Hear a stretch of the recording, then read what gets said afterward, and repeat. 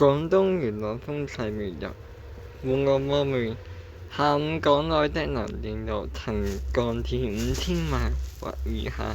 此後，中國東南部的氣壓逐漸上升，與一股東北季候風補充烏災雲帶逐漸影響廣東沿岸本島地區。今日及明日天氣預測：漸轉多雲，初時局部地區有煙霞，明早清涼，最高市區最低氣溫17度，新界最低2-3度。日間部分時間有陽光，最高氣溫約21度，吹微風，晚間吹和緩東至東北風，風勢間中清勁。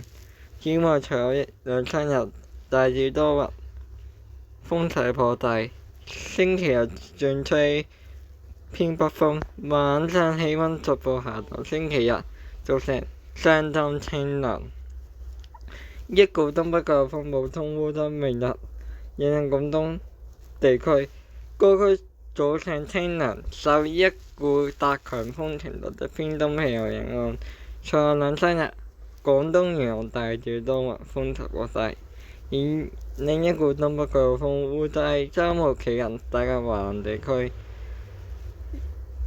下周初各區天氣顯著較涼。